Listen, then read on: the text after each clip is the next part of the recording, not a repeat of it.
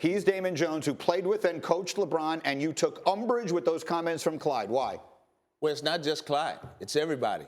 The Lakers are not doing well this year. LeBron is, hasn't played well, the whole season since he's been back. So I can understand when you talk about basketball things. My problem, Stephen A., is when you start talking about the character issues. Not a good teammate, okay? He's a coach killer, and all these different things that everybody's been saying the last 3-4 months that I've been watching, and I'm not happy.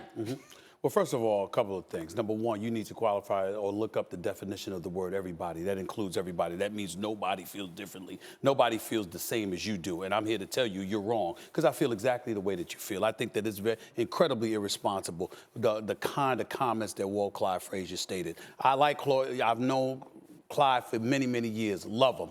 But those were some incredibly irresponsible statements on his part. Let's take this into consideration. You're listening to a guy right now who has been very critical of LeBron James from time to time. I can talk to him about, the lean in, the fall away jump shots, his unwillingness to get to the free throw line. When you say stuff about his teammates, what are the words that I couch it with? This is what people have said. I don't sit up there and attach validation to it, because I'm looking at a 3-time champion, a 4-time league MVP. This man was once on the cover of Sports Illustrated as a 17-year-old, and the only thing that you could say about him in his career, character-wise, is, the decision wasn't handled right. That's it. The Lakers ain't going anywhere this year. This man is on the court playing 35 minutes, drops 33 points, is balling. I'm sorry, it's an off year, particularly since he's been back from injury. Before he got injured, they were a top 4 seed. I had them going to the conference finals. Remember that. They get hurt, he gets hurt, they snowball. The man is still averaging 27 a game. Let's take this stuff into consideration. Talks to the media all the time, post-game, conducts himself like a consummate professional, is an incredible role model. There's something along the way. Even with me, I'll say something, somebody has a criticism of me, and I'm like, oh, fine, that's cool. Look at my resume. Look at what I've done since I've been in this business and how many years I've been in this business and the terrain that I had to endure. Well, guess what? You can elevate that 100 times when it comes to LeBron. Look at this man's resume. Yeah. I can sit up there and say LeBron wants to control the narrative. I can say something like that because, you know what, that's all right, because it's true. Right. Also, because he likes to control the narrative, sometimes he's a bit sensitive to comments, and he's passive-aggressive in how he responds to them. Those are fair criticisms, but that's it. I'm telling you right now, as a guy that's been covering the NBA for over 20 years, as a guy that's been in the world of sports, broadcasting and sports reporting for 25 years, this man is a quintessential role model. He does not deserve what is happening to him right now, where you got people looking at every little thing to attack his character, when we have loads of evidence and loads of instances where we see of athletes who are getting paid mega dollars that don't know how to act. That has never been LeBron James in his career. Fair. It's wrong. No debating that. Now, there's a couple of things, however, that have come up this season.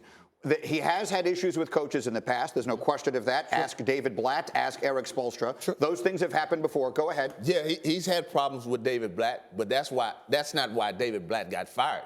David Griffin, the GM at the time, went on record saying that the team under David Blatt at that particular time was not going to get it done. That was David Griffin's decision. That had nothing to do with LeBron James. Well, there's two sides to that. Number one, it's never that simple, because when you're the mega star, the magnitude of a LeBron James, you do have an impact. But what David Griffin didn't tell y'all, and what Damon will nod his head in agreement with, David Griffin never wanted David Blatt. That was a Dan Gilbert move.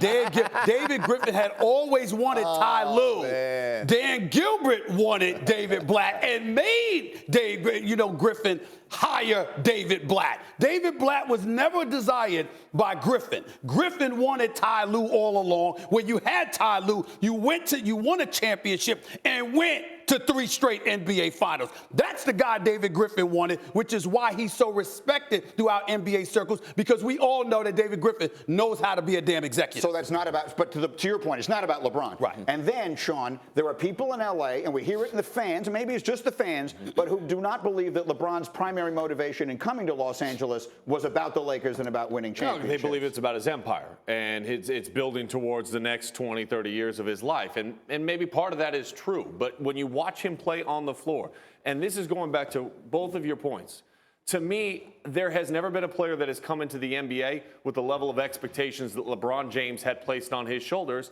and actually exceeded it. Look, Michael, when he came into the league, didn't have the expectations that he was going to be the king when he showed up. Kobe certainly did not have those expectations coming out of high school. LeBron James did. He's exceeded it in every way, shape, and form, which is why he's become a guy that people want to question. He's been sitting at that seat all year. You know that. Let me tell you, let me give you some ammunition that people could get on LeBron James about. LeBron James is considered to be, on the Mount Rushmore of basketball. He's one of the greatest players to have ever played this game, top 5 easy. There's nothing to question about that. Because you don't say he's number 1, there's a level of sensitivity. Because you'll sit up there and critique, you know what, you look a little bit afraid to go to the free throw line, or you should have took that shot. Again, he's not going to come in your face and go off on you about it, but him, along with his crew, from time to time can be sensitive about it. That is it. There is nothing else to complain about LeBron James.